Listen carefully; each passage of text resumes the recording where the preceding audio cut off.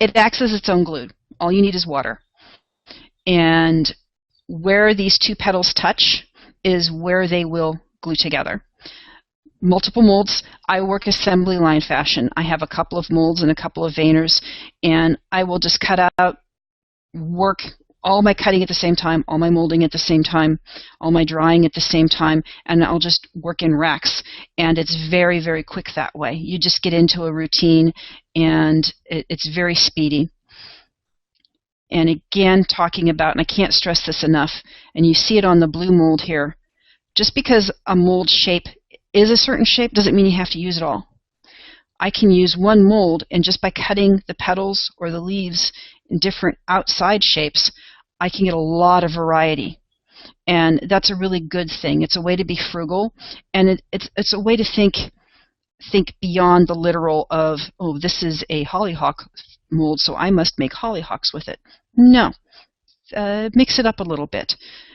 Experiment, and like I said, that 5-press generic mold, I make butterflies, bow ties, mums, big cherry blossoms, small cherry blossoms. Again, just think bigger than the literal. Okay, thank you for covering for me. I honestly have been hacking away the last few days and just oh, please let me get through this thing. Okay. All right, so to dry it, you heat it. Is that what you already Yeah, you can either let it air dry on its own, and that'll work just fine. A $10 heat lamp bulb from Home Depot will also work. It's the same bulb that you see in sugar boxes. That will dry from above. A dehydrator works brilliantly. What you don't want to do is set it in front of a fan, because as soon as this paper starts to dry, it'll start lifting up off of the mold, and it's so light it'll just blow away. Fly away. It'll fly away. You can put it, if you've got an oven with a pilot light, set it in there. You're looking at something about 95 to 100 degrees. You don't need to overdo this. And once the molds are warm to the hand, they will dry faster. When you're first learning, everybody uses way too much water, so they're going to dry a little slower.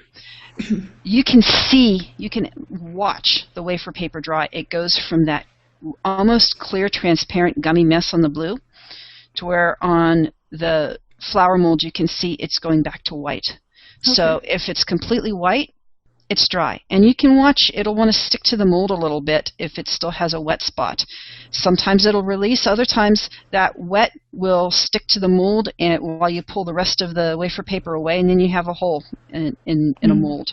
So when I'm demolding and putting in my boxes for storage, just make sure everything's good and dry, because if there is a wet spot and it touches another item, they're now going to dry together and want to stay together in harmony forever, unless you literally break one away from the other. Okay, that's good to know. Mm-hmm. Yeah, you can't remold effectively. Say you don't like the way that one leaf came out, I'm going to put it back on. No, just make another leaf. Okay, so let's talk about if it gets too, or can it get too hard? It can be too brittle.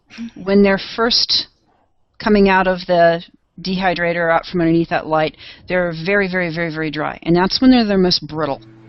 So you don't want to snap it off of a mold. Work if it's yeah. Just get up here. There you go. Okay. If it's on a full mold, half of it may be lifting off on its own. Another portion, like over here, may be stubborn and staying down.